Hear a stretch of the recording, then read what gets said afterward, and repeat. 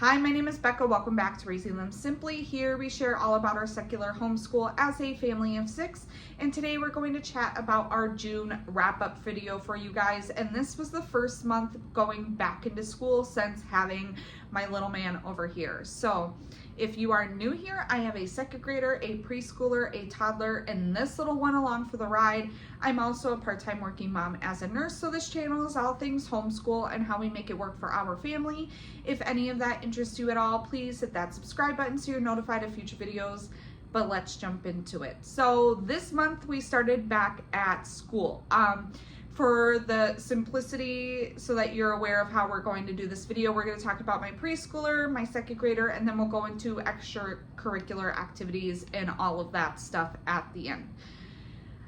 So my preschooler, we are doing all about reading, the pre-reading, matched up with Purposeful Preschool from the Waldock Way, and then we are doing Math with Confidence and a nature study with her. Those are her primary things that we do with her.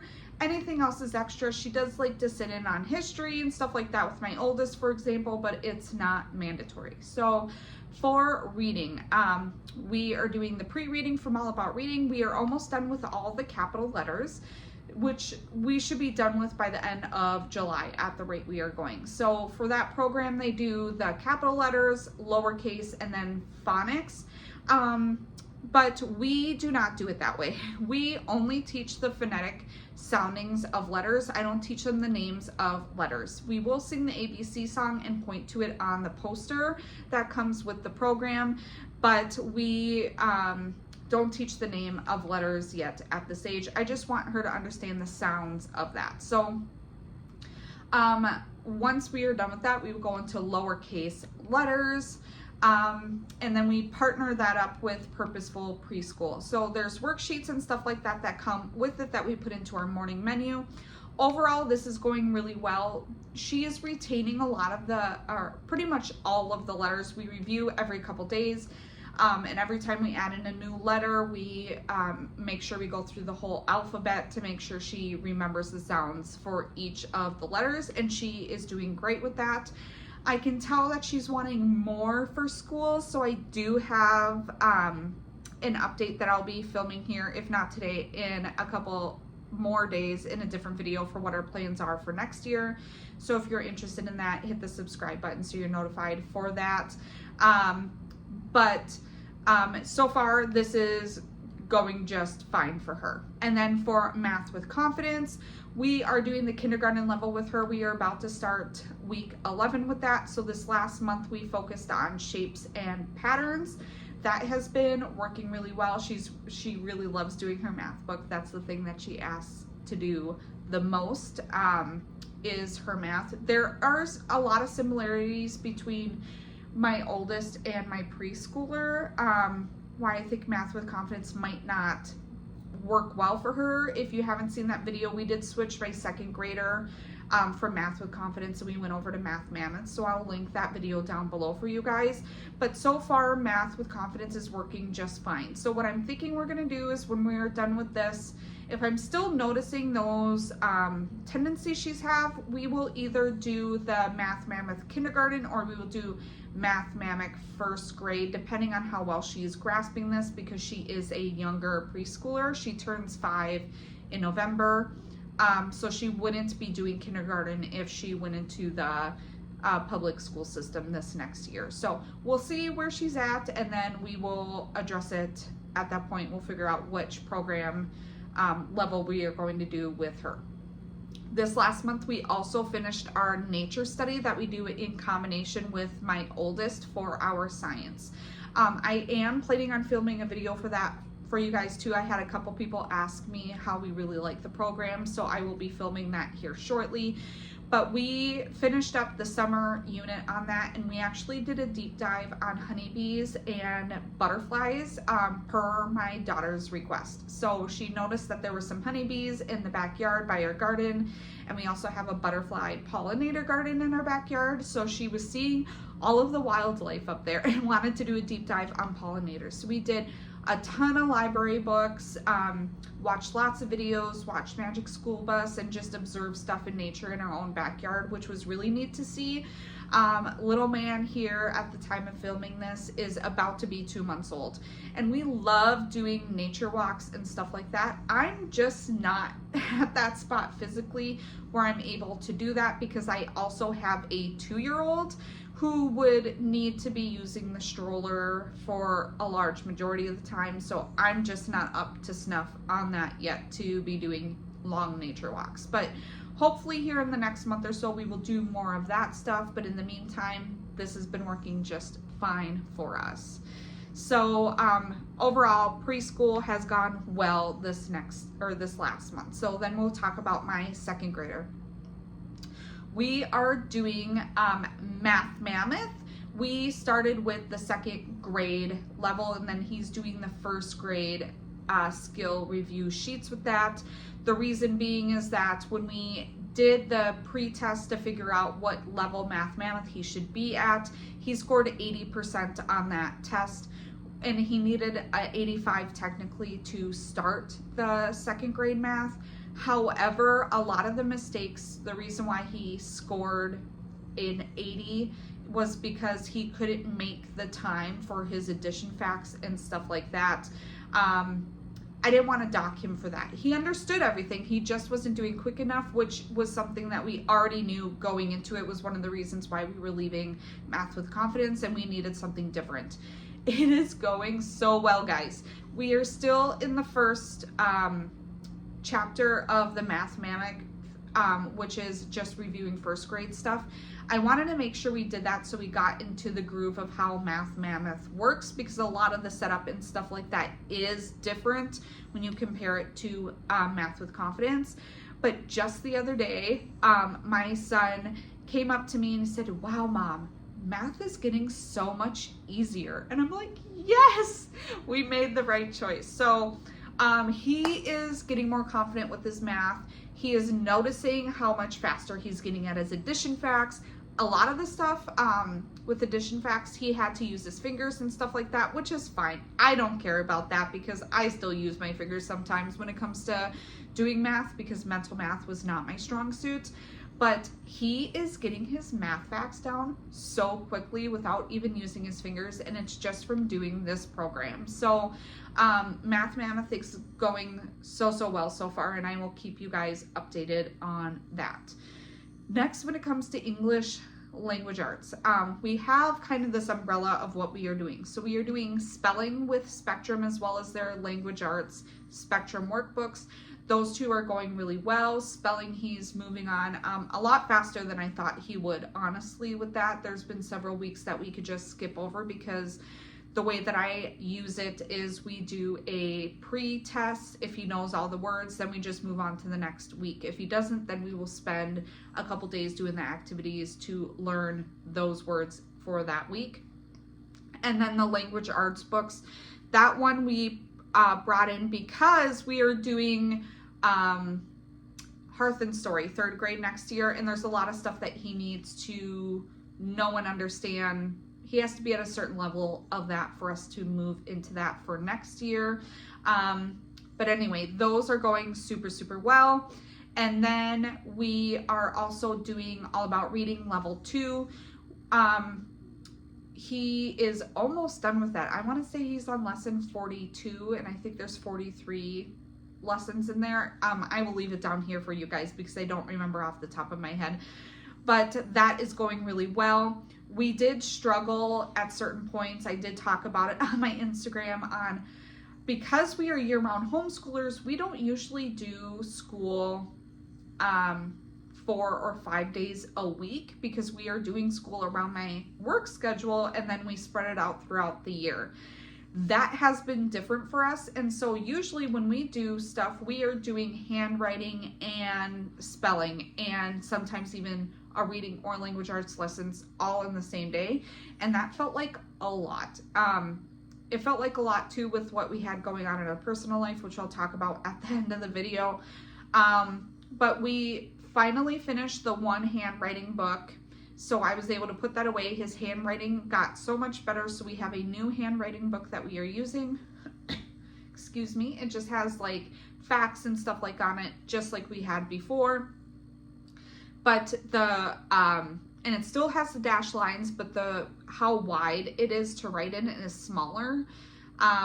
And the dash lines are lighter than his other book to get him used to gradually not using that type of paper. And so what we decided is we're going to do kind of like a spiral system with language arts. So he will always do spelling every single day, but then we are going to rotate his handwriting, his language arts books, and it's all about reading. So he's doing one of those every single day, and then doing his spelling every day that we're doing school for that week, and that is going much, much better. So for history is my son's absolute favorite subject. We are using Build Your Library Ancient Times, and I'm going to reference this because I don't remember all of the time frames that we learned about this last month, but we are currently on the Mycenaeans.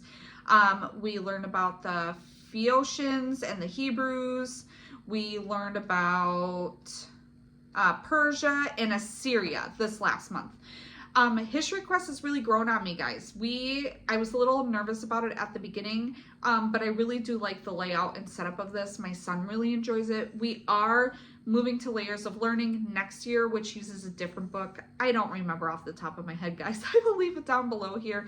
Thank you guys for working with me here and my postpartum forgetful brain. But my son just likes history. The other book that we are going to be switching to does do a story time aspect to it as well, so I'm sure it's going to be fine. But I do really like the History Quest. The only reason why we're switching to Layers of Learning, which I've talked about before, but just in case you're new here, I am going to have 4 learners one day, and I can't do Build Your Library for all of them. And I do not want to do the work to level up or lower down each time we do history. I don't have time for that. And Layers of Learning has everything written out where I could just highlight what I'm going to do per each unit. It's also a unit study type of history, which has really worked for our family with all our other subjects in the past. But I do really enjoy the History Quest.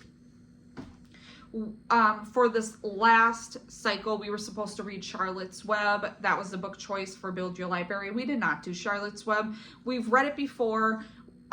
For 1. 2, we are supposed to do Charlotte's Web next year with our Hearth and Story ELA subject. So I would rather read it next year when we do that for ELA than have to have him read it 3 different times. And especially since we were just jumping back into school with little man here, I wanted something else. Just, take it off my plate. Let's just do it a little easier. So we are actually going to be starting to read The Odyssey, parts 1 and 2 by Mary Pope Osborne. They actually just came in the mail today. So we're going to be reading that. My son hugely loves the like Greek gods, goddesses type stuff, which just it makes me feel so good because I love learning about that stuff. And my son is really into it, which I'm very excited about because I was hoping for Hearth and Story next year that we could read like a Percy Jackson or something like that. Even though we're going to be doing middle times, I just love reading fantasy books like that. And my son is really obsessed with all things dragons, fantasy stuff. And he's just really getting into learning about Zeus and Poseidon and all that stuff, which some of those things come up in the Build Your Library, not all of them. We've just been talking about it ourselves, but my son just absolutely loves them. When it comes to the Build Your Library, I'm not going to talk about the poetry or copywork or things like that because there's really nothing to mention to update you guys on, but I did want to mention about the artist study and stuff that they do use. I've really enjoyed it this last year, and my oldest as well as my preschooler have both noticed like different artwork like the Mona Lisa and stuff like that out in public at different places that we've been at, and they've really enjoyed artist study this last year. My oldest is getting a lot out of it especially, but I just think it's so cool how they are pointing out different artwork and things like that that they're seeing out there, or hearing references about Leonardo da Vinci or things like that. when we're out and about, and they know exactly what we're talking about. The artist study that they're doing is very gentle. There's just a book that we go through, and there's a couple pages on each artist with some of their most famous work, and we talk about it, and then I will put on a video for them, like a cartoon or a kiddie video, just telling them more about the artist on top of what we've already read. So it's been a really gentle way, but I am really glad that we are doing the artist study this year, and I am, it's just neat to see when you have your kids actually connecting dots to things that you are teaching. It just feels good. So I did want to mention I've really appreciated the artist study, and I'm starting to see the fruits of the labor of doing that over this last year, but they're actually noticing a lot this last month when we're out in public, which I just thought was really cool.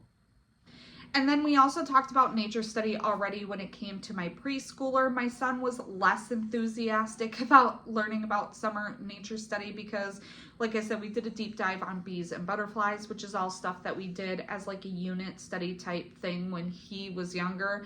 So he wasn't really interested in that so much. But we did have him listen in to all the summer books that we did and about bees and all of those things. So he did sit in for those library books and stuff like that that we picked up. But I think he is just excited to be doing space and anatomy next year with the Little School of Smiths. And so he's, I still think he gleaned a lot of information when it came to the nature study for this last year. But he's just more excited about doing something else for science next year, which I can't really blame him.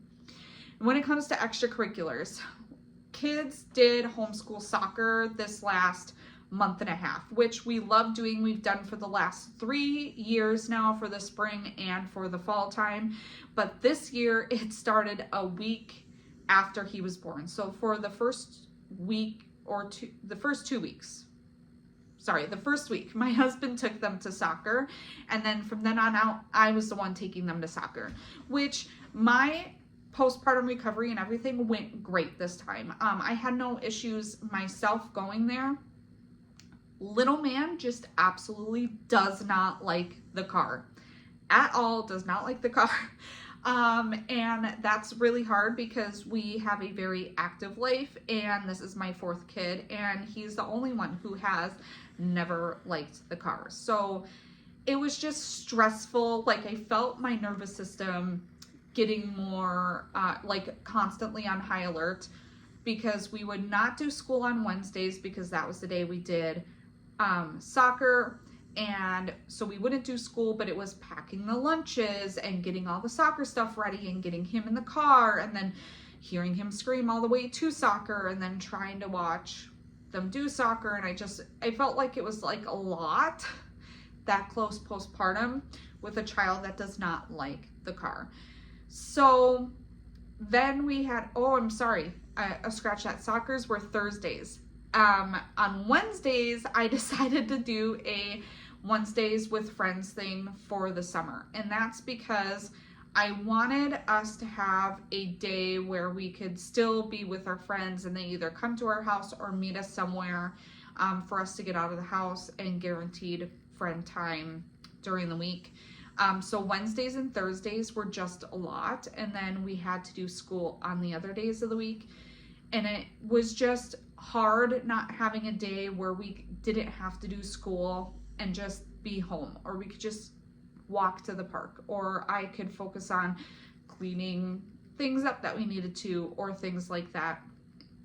And so I am glad that we did soccer, but I am also very happy that soccer is done for right now, so that way we could just have a day where we can do whatever we want, and it feels like taking a nice deep breath, which has been really, really nice. So I'm glad that soccer is done, at least until the fall. Hopefully then little man is okay with going into the car.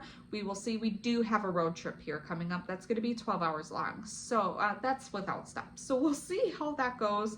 But I am just glad that we now feel like we can slow down just a little bit for the summer, which is going to be really nice. Things that we are looking forward into this next month. We are going to be taking a week off of school because, like I said, we are doing a road trip to be seeing family. So we are all very excited about that. We will not do school during that time. So it'll be nice to have that break and more one-on-one family time.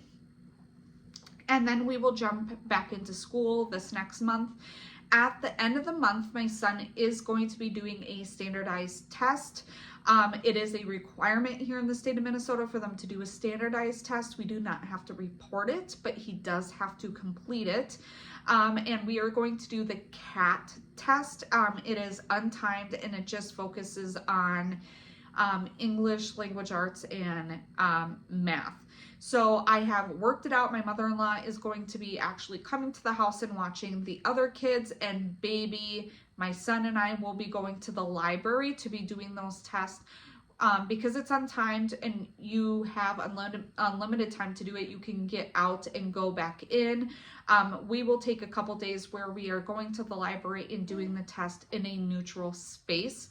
My son, I have realized, really does need that when it comes to doing something like this, without distractions, without siblings, without, you know, even if I had the other kids watching TV, that is still a distraction for him, and I want to set him up for success. So we are going to be doing that test at the end of the month. So that's kind of what we're working towards. My son does know he has to do it, but he really doesn't know anything else about the test other than that. I don't want him to stress out about it, and he is a kid that tends to beat himself up if he doesn't understand something. So I'm trying to make this, you know, as easy of a process as possible for him. So I will update you guys on how that goes and everything. But for this, when we did start back up to school, we did the math and everything. And that was another stressor that went on to myself, that I shouldn't have let it affect me so much.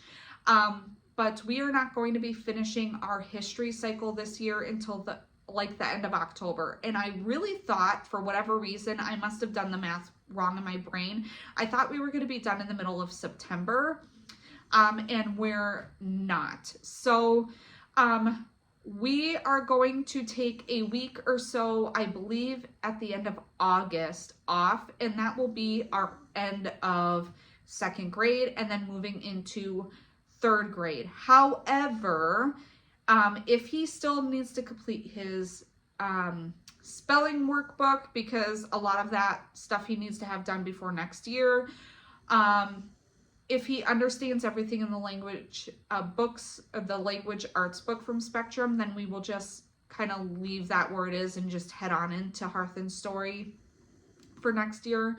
But we are just going to keep doing our history, and whenever we're done, we'll move into the next one. So it might feel a little anticlimactic for him, but that's just fine. That's the beauty of homeschooling, and that's one of the reasons why we do it, is for the flexibility and all that stuff. And at the end of the day, it's not really a big deal. But that is kind of our plans in the next month or so, and so that you guys know kind of roughly what we're doing for the end of our school year. So if you like this video, please give it a thumbs up. It really lets me know what kind of videos you like to see here on this channel. Leave a comment down below. Let me know how your summer is going and what you are most looking forward to doing this summer and into next year. I would love to know. Hit the subscribe button. It is a free way for you to be notified of future videos, and I can't wait to catch you guys next time. Bye.